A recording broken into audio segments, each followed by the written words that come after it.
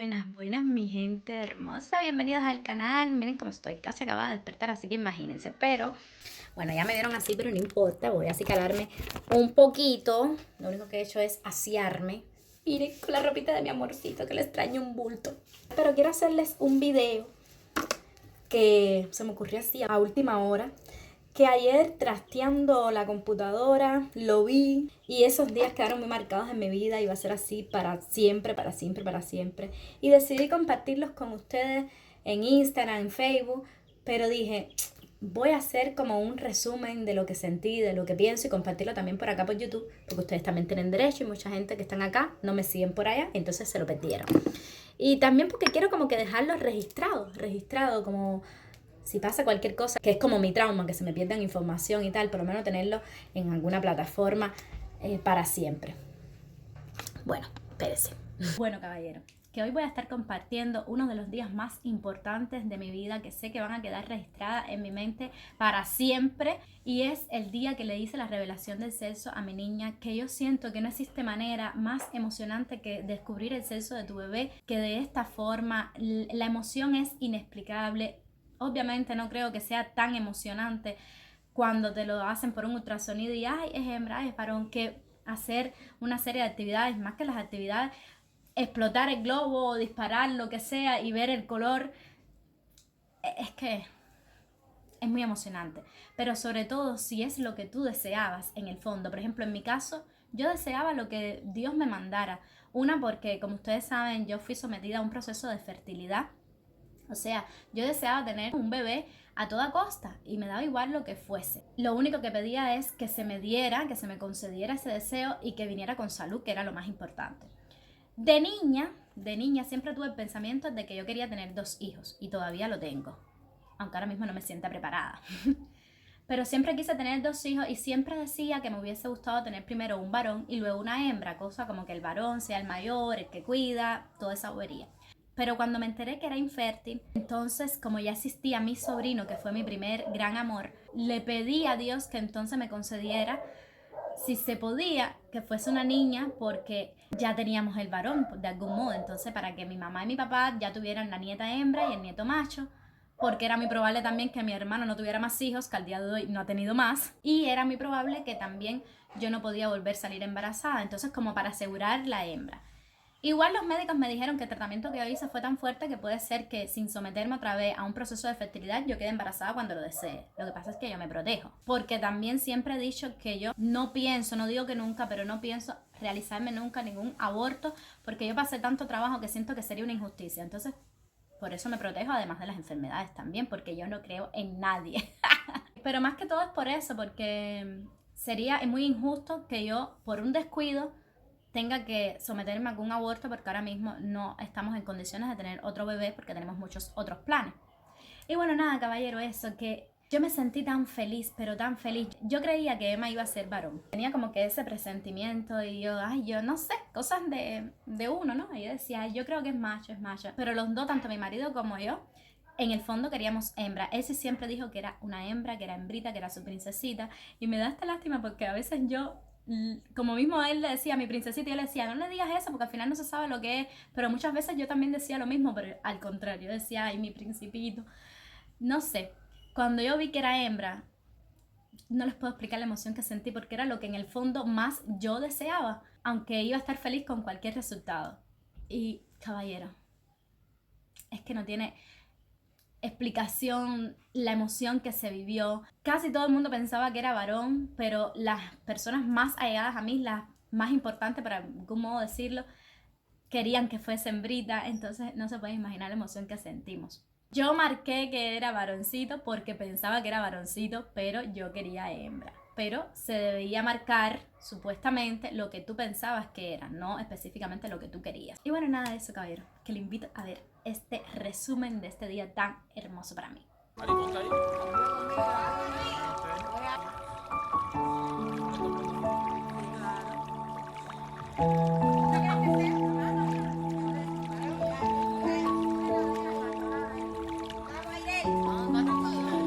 Futbolista, seguro. Y entonces ahora me lo quieren corromper ahí con el Barcelona por ahí. Mira este, mira este.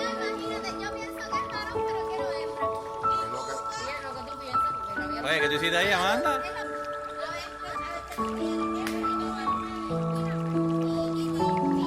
¡Eh!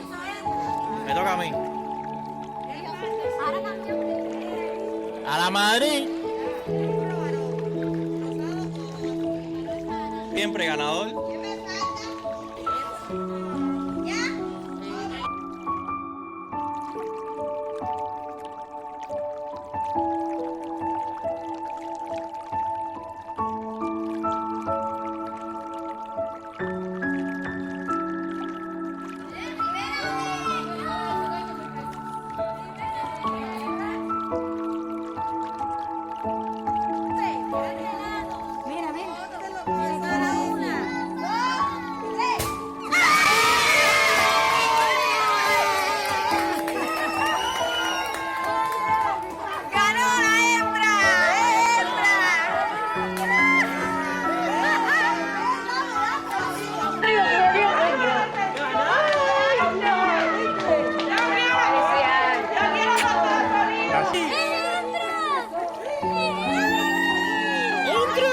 ¡Ganaste! ¡Eres un campeón!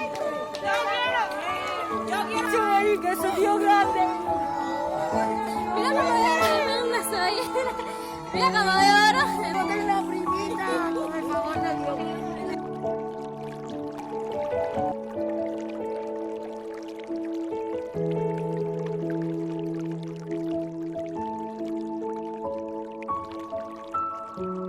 Mari, saluda a la gente que te están viendo en vivo. Oye, felicidades.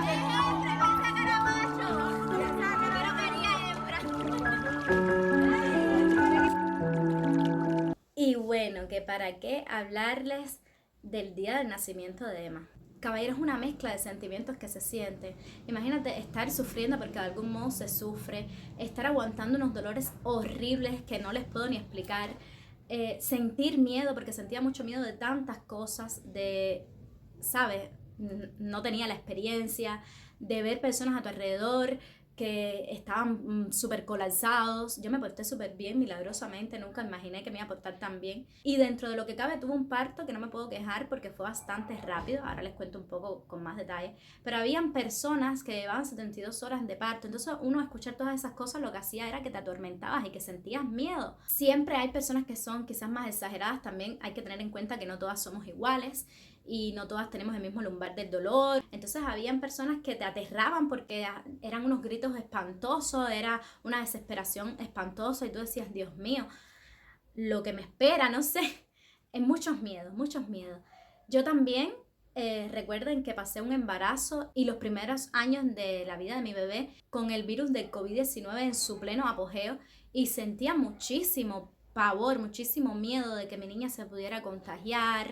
Estuve sola porque en otros tiempos dejaban por lo menos un acompañante y por supuesto hubiese sido mi mamá sin duda alguna para que estuviera en la sala de preparto contigo y yo no tuve esa oportunidad porque no podía entrar nadie por el tema este del COVID. Entonces sentí mucho miedo, mucha falta de la presencia de mi mamá, de agarrarle su mano, de sentir su apoyo. Tuve que controlarme y autocontrolarme yo solita y eso no fue nada fácil, pero lo logré. Me porté súper bien porque mis amiguitas que ya eran mamá me decían, tú trata de no gritar, de no formar espavientos, de ser disciplinada, de hacer caso y de enfocarte en que tu niña salga bien y lo más pronto posible no te portes mal porque entonces te pueden tratar mal. Y me llevé eso. También tuve la suerte de que el parto me lo realizó o me lo terminó de realizar porque casi no llega a tiempo mi doctora del área de salud, que además éramos compañeras de trabajo porque yo trabajaba en el hospital materno como farmacéutica y ella hacía guardia ahí de vez en vez, pero además era la ginecóloga que me tocó por mi área de salud, entonces conocía perfectamente mi embarazo que era de alto riesgo y todas esas cosas y bueno, al final estuve en manos en confianza. Mi jefa, que siempre se lo voy a agradecer, siempre estuvo al tanto ahí conmigo, informándole a mi familia. Recuerdo que mi familia cuando ya me sacaron con la niña se logró colar en el hospital y verme, aunque sea ahí un poquitico de lejito, pero me vieron porque no se permitían visitas, no iban a poder ver a la niña, vaya, hasta que yo no llegara a la casa. Y por lo menos la vieron ahí en un momentico. Yo me acuerdo que como a las 12 de la noche rompí fuente, pero no tuve la experiencia de fuente de esa como en las novelas y en las películas de que literal te haces pipi, pipi, pipi, pipi y es un charco de agua. Yo no tuve ese charco de agua, parece que no tenía casi líquido, no sé lo que pasó. Pero sí sentí una sensación, ya me había acostado y sentí una sensación así como que estaba mojadita. Y yo, ay, me paro y sí sentí goticas, pero no un chorro ni una gran cantidad, pero sí sentí goticas así, ¿ves? Estaba muy húmedo el bloomer. Y yo, ay, ya yo tenía 40,6, casi 41 semanas. Llamé a mi mamá, que ya estaba casi al acostarse, y le dije, mami, parece que rompí fuente, no sé. Ya ustedes saben el nerviosismo de mi mamá, pero me lo tomé todo con calma porque no tenía todavía contracciones ni dolores. Y entonces yo, casualmente, el día que Emma nació, o sea, eso todo me empezó los síntomas a las 12 de la noche, pero a las 8 de la mañana yo tenía ya que ingresar en el hospital porque ya estaba muy a término y posiblemente iba a tener que someterme a una inducción de parto y todo eso. Y entonces le dije, no, con calma, ya tenía mis maletines, por supuesto, preparados y todo. Y dije, déjame tomarme un baño. Ya había visto muchos videos en los que era muy recomendable bañarte con agua bien caliente, echártelo por aquí, por esta zona. Entonces me froté mucho esa zona y me quedé como que un buen tiempo en el baño, con mi mamá echándome agüita y todas esas cosas. Me peiné, que por supuesto al final terminé toda peluda, pero le dije a mi cuñada que me hiciera una trenza china, el pelo lo más recogido que fuese posible. Y bueno, nada, ya mi papá sacó el carro, me monté y ya cuando quedaba más o menos como 4 o 5 cuadras del hospital, le dije, baja aquí el carro. Y mi mamá se bajó y quise ir caminando desde ahí hasta el hospital, porque me lo recomendaron mucho que caminara. Y mi papá al ladito del carro suavecito. Y ya cuando llegué al hospital, que era sobre las 2 de la mañana, la doctora estaba durmiendo, le interrumpí su sueño y bueno, ya ahí me examinó, me hizo el tacto y me dijo que no, que el cuello estaba cerrado y nada. Le dije, y no me puedes ingresar ya porque de todos modos dentro de unas horas yo tenía que venir para ingresarme por término. No, ella no estaba, parece que para hacer ingreso ni nada de eso. Yo nunca dije que yo era trabajadora de ahí y ella no me conocía, pero yo siempre he sido en esa parte media monga. Y como que me daba pena aprovecharme de eso y no le dije nada. Pero la tía de mi esposo vivía muy cerca del hospital, a una cuadra, y le dije, no, nos vamos para la casa. Vámonos para ahí, porque de todos modos dentro de unas horas ya tengo que regresar acá. Ahí fue donde empezaron los dolores, caballeros. Yo pasé mi trabajo de parto en casa de la tía de mi marido. Lástima, porque en ese momento es en lo que menos uno piensa. Y por supuesto yo cuando no pensaba ni tener un canal de YouTube ni nada de eso. Y nadie se le ocurrió grabarme, pero sí me hubiese gustado muchísimo tener el recuerdo del proceso ese, los dolores que me daban, las contracciones eran súper seguidas, horrible, hice caca cantidad, y mi mamá, no, es tanta caca que ese es el niño, se te va a salir por la taza, y entonces yo me aguantaba el toto, y hacía caca. Y bueno, ya sobre las 6:30 no aguanté más y fuimos para el hospital. Cuando llegué, me atendió la misma doctora que todavía no se había ido, y cuando me hace el tacto me dice que tenía 4 de dilatación. 4 de dilatación, no hacía ni 3 horas que yo me había ido del hospital. Pero para colmo, que fue el susto de mi vida, me dijo que era un meconio. La niña se había hecho caca en la barriga. Yo cogí un insulto aunque no lo expresé, porque yo dije, ¿qué necesidad? Cuando yo vine aquí a las 2 de la mañana. Bueno, nada, a las 6 y pico ya me subieron para preparto. Me hicieron un reconocimiento, que me hicieron un torniquete súper grande, que creo que eso me ayudó muchísimo. Los reconocimientos yo no sabía que eso era así. Tenían que ser cada 3 horas, así estuvieras con el dolor que estuvieras, no entiendo, no sé si en verdad es así o así procedieron. Me pusieron en monitor, que eso era súper incómodo, tener la barriga así amarrada y las contracciones, eso no se lo deseo a nadie, y tenía un trocar grandísimo por acá y no me podía ni mover. Yo recuerdo que a una enfermera o una doctora, pero era jovencita, yo creo que era esta estudiante, yo le decía, ay, por favor, en verdad me porté muy bien y yo creo que por eso porque yo ni me quejaba. Pero mentira, habían cosas que eran inevitables. Y yo, ay, tú me puedes hacer aquí así, porque me dolía mucho. Y no podía por el trocar y la otra mano la tenía atrapada porque estaba acostada de lado. Y ella me hacía así los masajitos. Ya después los dolores se pusieron más intensos. Me acuerdo que me asomaba por la ventana y veía a mis amigas abajo esperándome, a mi abuela, a mi esposo, a mis padres. Y me daba mucho sentimiento. Yo decía así por dentro, mi mamá iba a traer una niña al mundo y yo estaba como una niña. De hecho, había una chiquita que yo lo pensaba por dentro, pero ella lo expresaba, mamá, y yo, mami. Pero después me enteré que era súper jovencita, tenía 17 años, pero ella se paraba en la ventana y gritaba como una loca, trastornada, ¿sabes? Cero madurez. La pobre, ella se portó súper mal, la verdad. Yo recuerdo que sí me paraba, que hice muchísimo porque mi comadre me decía, tú puja hasta cuando estés normal sentada en el sillón, que no te estén reconociendo, tú puja sin parar. Yo no sé si eso es recomendable o no, pero fue lo que yo hice. Lo que no hice fue mucha cuclilla porque escuchaba mucho que eso era un poco peligroso. Y por suerte no lo hice porque de hecho Emma, además de ser un meconio, tenía el condón enredado en el cuello, el condón umbilical. Y bueno, nada, eso sí, pujé mucho. Yo estaba sentada y era pujando, aunque no tuviera contracción, y era pujando. Y creo que eso me ayudó muchísimo. Y yo recuerdo que sí me paré y llamé a la doctora y le dije, por favor, vamos a reconocer. Y no había pasado esas 3 horas que dicen que los reconocimientos eran cada 3 horas. Y yo, pero es que yo creo que ya yo estoy lista. Y como que me ignoraron un poquito en ese sentido. Todavía la doctora mía no había llegado. Y bueno, ya al final, de tanto insistir, me volvió a llevar.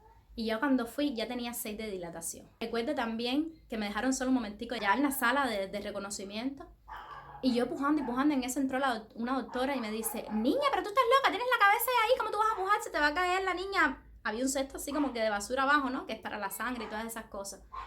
Porque yo no quería perder tiempo. Y efectivamente mi doctora llegó, yo creo que eran ya las 12, y llegó así ya que le gritaron, fulana, si quieres hacer el parto, tú muévete, que esta mujer ya está de parto. Pujé ahí, y Emma era súper grande, súper larga, me dio 51 centímetros. Yo recuerdo que un doctor, que me dejó todo esto aquí morado porque se me encaramaba aquí, decía, pero ¿de qué tamaño es esta niña? Porque la cabeza ya está ahí, y miren, los pies todavía están por acá. Tampoco es que yo sea gigante, yo soy chiquitica, ellos no tuvieron eso en cuenta. Vaya, que no tenía mucho espacio. Hasta que al fin a las 12:22 de la tarde mi niña nació. O sea que dentro de una cosa y otra estuve 12 horas de parto, pero en realidad en el hospital estuve solamente 6 horas. Entonces yo considero que mi parto fue bastante rápido. Después sí pasé un trabajo, caballero, para que me sacaran la placenta, que además estaba contaminada porque la niña se había hecho caca.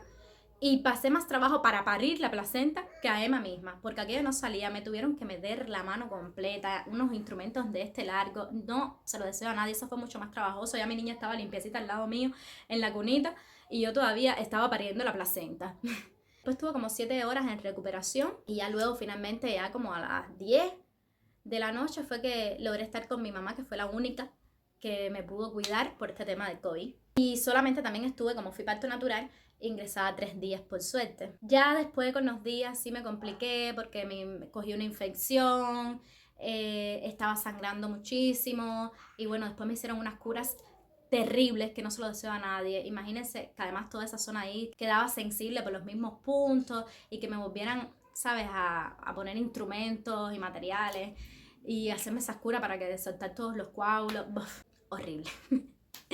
Y bueno, miren el momento, que hablé mucho.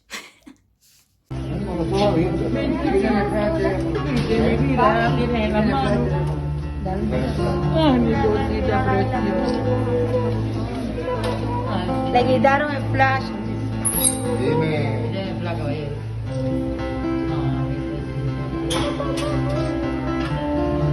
No, mi amor. Recién nacido COVID.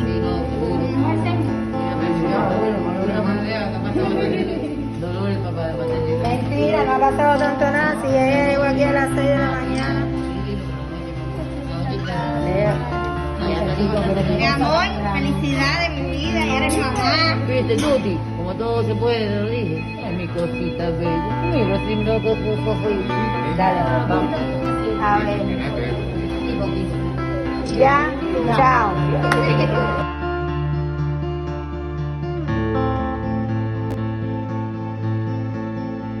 Si hay algo de lo que también me arrepiento muchísimo, fue que yo siempre soñé que grabaran mi momento del parto, que grabaran ese momento, y por supuesto hubiese deseado tener la compañía de mi mamá y de mi marido en ese momento, que vivieran esa experiencia conmigo. Pero no dejaban tener celular, no sé por qué, no dejaban tener acompañante por esto que le digo del COVID. Entonces no, me dio pena porque realmente creo que lo hubiese podido hacer y me hubiesen complacido porque nos conocíamos. Pero ellos estaban en su mundo, evidentemente, en lo que tienen que estar, en el proceso de parto, y yo estaba en el mío, que era que mi niña saliera bien y saliera rápido. Y no se me ocurrió milagrosamente decirle a la doctora que había una pila de estudiantes de medicina, y yo, dile al muchacho eso que me grabe con tu mismo teléfono. No se me ocurrió, no tengo ningún recuerdo del salón, del momento en que me pusieron por primera vez a mi niña en mi carita. Nada, pero lo tengo aquí. Y bueno, ahora les voy a enseñar también un día que fue muy especial para mí, muy emocionante. El día que conocí a mi primer amor, a mi sobrino hermoso, caballero. Yo creo que ese es el bebé más lindo que yo he visto en mi vida. Mi sobrino también hay que tener en cuenta que fue cesárea, se maltratan mucho menos y todo. Y salió tan sanito, tan bonito, no estaba ni hinchadito. Era una preciosura. Y bueno, no podía perder la oportunidad de enseñarles a mi cosita tampoco. Miren esto, caballeros. Ya de esto hace 8 años o más. Ah, Conchita, tú, si parece una oruguita.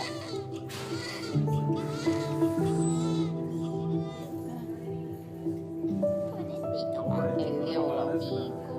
Besito. Venga. Tócalo, papá, que vea que tú estás aquí presente. Ahí. Ahí está papá. Ah, no, no. Mira, sí, no. Sí. No me la apretaron aquí porque si no. Ya se la hacen ya. Ay, qué peludo.